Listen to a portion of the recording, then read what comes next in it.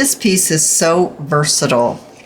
It flips out, it has pockets. You could use the hinge for another tuck spot by just gluing down 3 sides. It has top-loading pockets as well. You could use this as a standalone piece. I would have enclosed the flap, which is a flap of one of the envelopes, onto the back and then added the pocket on the back of the piece. That's how I would have to change it if it was a standalone. I made this piece to be used either as a journal topper, so you would glue this hinge on 3 sides and glue it right on top of your journal. You could use a portfolio closure and hold the journal closed as well as the topper closed. You could use this as a page decoration, gluing it onto the page, and then it would just become part of your journal. If I used it this way, I would definitely make this piece a pocket. This is such a versatile piece. I hope that you will join me as I take you step by step on how you can create yours. Won't you join me? Hi, best buds. It's Cathy with Cathy's Garden, and I'm so happy that you've joined me today. Envelopes make a wonderful base for projects. Today, we're going to be using 2 envelopes. This one is 6.5 inches by 3.5 inches, and the larger one is 6.5 inches by 4.5 inches. I think the first thing I would like to do is cover this portion of the smaller envelope. I have trimmed a piece of digital paper. I do believe this one's from Chapter 1 Papers, and I'm going to glue it on top of the portion of the envelope that has the pocket or the opening. I'll be using my art glitter glue, but you can use any glue that you wish, covering all of my envelope with glue. So now our envelope looks like this. Let's set this one aside and let's take our larger envelope.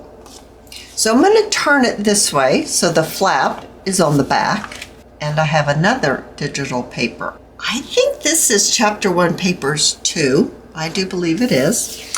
And I want this portion of the paper right here, the script. So I'm going to turn it over, and I want to glue it on this portion of my envelope. I think I'm going to go ahead and glue my paper onto the flap as well, adding more glue and gluing it into place. I'm going to be cutting straight down the side of my envelope. I'm going to show you what I did. I wanted the script on this side, and I did not glue it on that side, so I ripped it off. And I'm going to be reapplying this piece of paper right where I wanted it in the first place. We've covered both of our envelopes on the side where the opening was. So let's go ahead and let's fold our envelopes like they were when they were manufactured. I want to keep this on the inside, so I'll be folding this one like this, and I'll be folding my larger one like this. So basically it's opposite. The white part of our flap is going to fold on top of our print that was selected that we covered our envelope with. Our larger envelope, the flap will be folded just like it would be if it was still going to be used as an envelope. Our smaller envelope is going to fit over our larger envelope like this. Now it's time to glue our 2 envelopes together. I'm going to add my glue onto the flap of my larger envelope and then place the 2 envelopes together. Now our envelopes will open like this, and this side is nicely covered. We're going to be covering this portion of the envelope next. I've chosen this paper, and I do believe it's a Chapter 1 paper again, and I'm going to glue it, be gluing it on like this. Hopefully this time I will get it right side up, the way I want it to be presented. So I think to do that, I'm going to add my glue first to my smaller envelope. And I think I'd like to trim this out, but I really want this border here. Glue here and then glue it down. I'm even thinking I could just pull it around like this. So first I'll need to glue this side. And I'm going to trim this right here. And then I can pull it, well, I'll need to trim this side too. If I glue it too much, then I can't see where I need to trim. So I have to trim it before I glue it down.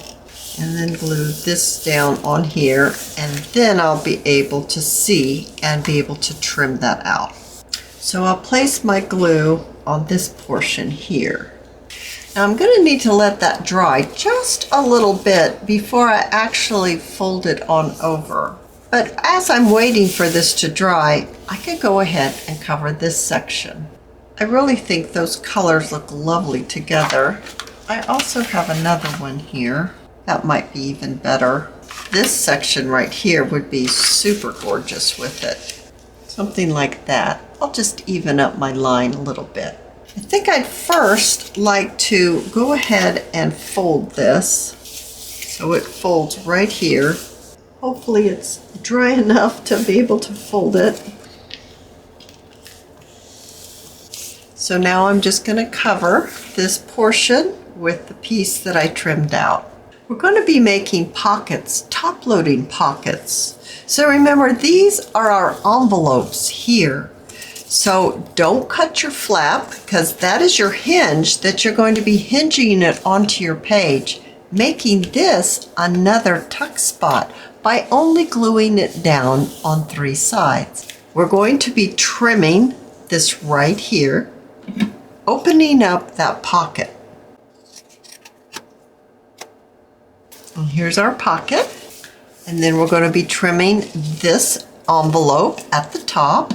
I'm actually going to use my larger envelope as my guide, and I'll make a line so that I will cut it at the same height.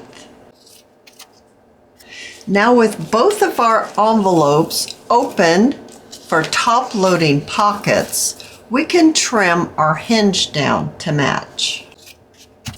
It's time to do a little inking. I'll be using my tea-dyed distressed ink, and I'll ink around all the edges. After I opened up the top of my envelope, I took my bone folder and I pushed it around so that it really opens up the pocket nicely. I also chose to use coffee dyed papers. I've inked them up, and I think I'm going to add a tab at the. I have some sparkle lace, and I thought, ooh, that looks gorgeous on there. And then I have a label from Chapter 1 Papers. This is from their newest kit. And I thought maybe just a word journal, maybe even down here. I added a little bit of decoration, the lace, the label, and then just 4 flat back pearls. I hope that you have enjoyed this video. And if you have, please give me a thumbs up. I invite you to subscribe to my channel, and I'll see you in my next video. I'll see you there, guys. Bye now.